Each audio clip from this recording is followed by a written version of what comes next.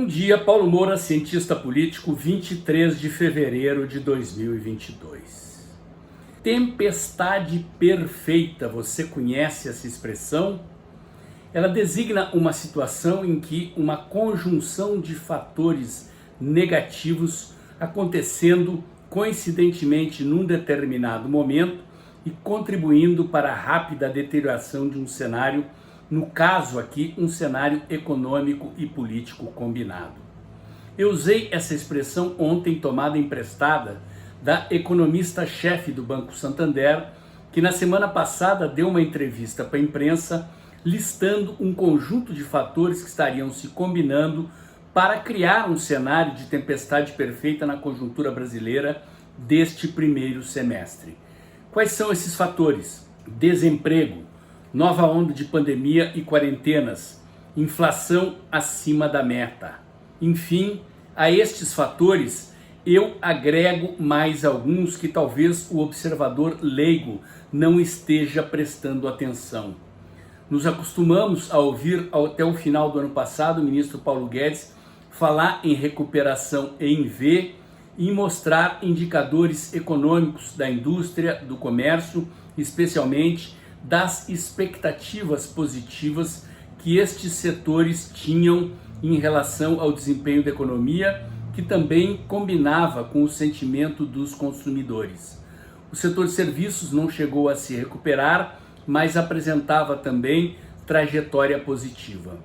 Acontece que com o fim do auxílio emergencial e do socorro às empresas, esse cenário mudou e não está confirmando a expectativa de recuperação em V que o ministro Paulo Guedes previa.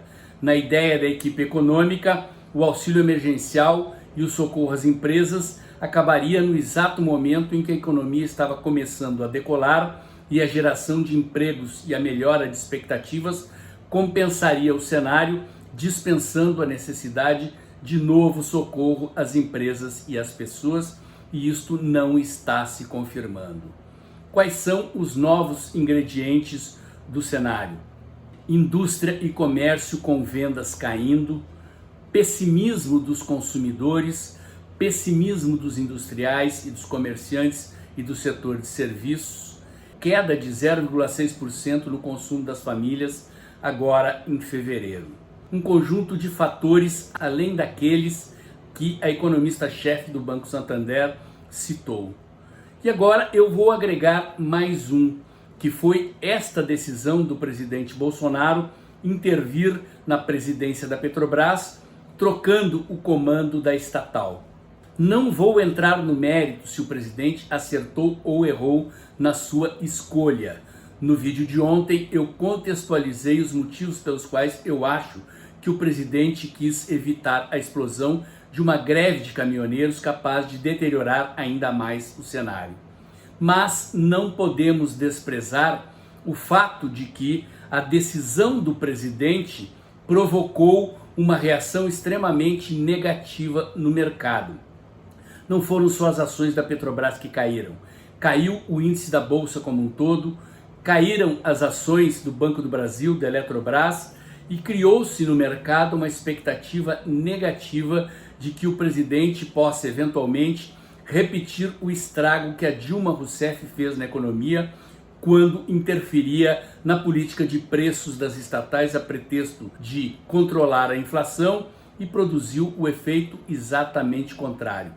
Quebrou as estatais e quando os preços se libertaram dos controles, a inflação começou a voltar aceleradamente, dando muito trabalho ao governo Temer e ao ministro Paulo Guedes no início do mandato do presidente Bolsonaro para conter a deterioração da economia. Eu entendo a angústia do presidente na tentativa de reverter esses indicadores negativos, mas o que eu quero chamar a atenção aqui é para o fato de que a reação do mercado está sendo enorme, bem maior do que se poderia prever, e o temor de que o presidente siga interferindo em outras áreas da economia dentro do governo pode ser um fator decisivo para produzir o efeito contrário ao que o presidente quis ao trocar o presidente da Petrobras. Será que é o momento, presidente? Preciso entender que o mesmo ambiente explosivo que o senhor quis conter ao mudar o presidente da Petrobras e conter uma greve dos caminhoneiros não se diluiu, e talvez o rastilho de pólvora agora tenha se deslocado da greve dos caminhoneiros para uma reação negativa no mercado, capaz de criar uma espiral negativa na economia e pôr a perder todo o momento que estamos vivendo, que é exatamente um momento de retomar a agenda das reformas no Congresso. Nesse momento, a grata surpresa, notícia positiva, para não ficarmos falando apenas em tempestade perfeita, é a conduta de Arthur Lira, o novo presidente da Câmara dos Deputados, que parece estar entendendo bem. Aliás, vale a ressalva que ele é acompanhado nesse sentido pelo senador Rodrigo Pacheco, presidente do Senado. Ontem, Arthur Lira publicou no seu Twitter uma thread dando conta de que quer pisar no acelerador das reformas. Eis, em síntese, o conteúdo do que ele falou. Vai retomar rapidamente a agenda das reformas. O auxílio emergencial está previsto para ser aprovado agora, no dia 25, quinta-feira, no plenário da Câmara. Ele quer acelerar também a aprovação da PEC emergencial, do Pacto Federativo e da desvinculação das receitas da União.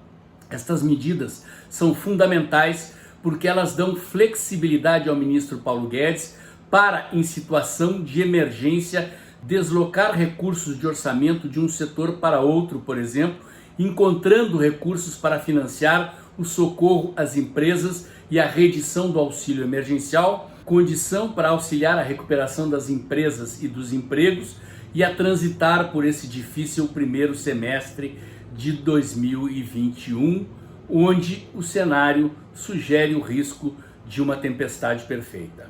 Por fim, Arthur Lira fala em aprovar na CCJ da Câmara a reforma administrativa até o final do primeiro trimestre. Uma sinalização positiva a mais. Reforma administrativa e reforma tributária completam um conjunto de reformas na pauta do Congresso e que, se devidamente aceleradas, podem reverter esse cenário de espiral negativa que emergiu a partir do início de 2021.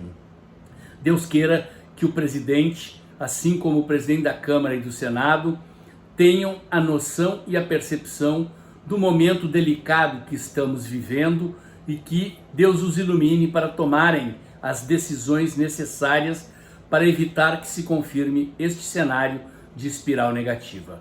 O comentário de hoje era esse. Se você gostou, curte, comenta, compartilha, bota o dedãozinho lá, aperta o sininho para o YouTube avisar você quando tem vídeo novo no canal. Inscreva-se no meu canal e tenha certeza que todo dia de manhã cedinho tem um novo comentário aqui. O de hoje era esse e até o próximo.